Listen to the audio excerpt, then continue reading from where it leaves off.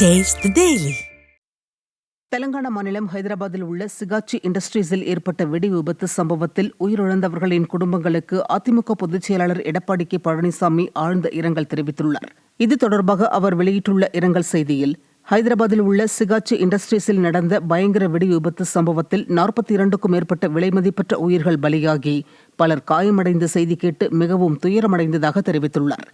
இறந்தவர்களின் குடும்பங்களுக்கு ஆழ்ந்த இரங்கலை தெரிவித்துக் கொள்வதாகவும், இறந்தவர்களின் ஆன்மா சாந்தியடையட்டும் என்றும், காயமடைந்தவர்கள் விரைவில் குணமடைய பிரார்த்திப்பதாகவும் கழக பொதுச் செயலாளர் எடப்பாடி கே பழனிசாமி தெரிவித்துள்ளார்.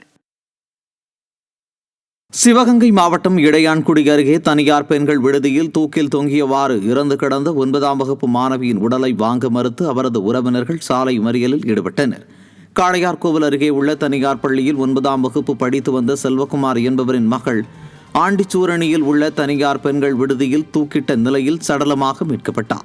மாணவியின் மரணத்தில் சந்தேகம் இருப்பதால் தனியார் பெண்கள் விடுதி நிர்வாகிகள் மீது நடவடிக்கை எடுக்க வலியுறுத்தி அவரது உறவினர்கள் சாலை மறியலில் ஈடுபட்டனர்.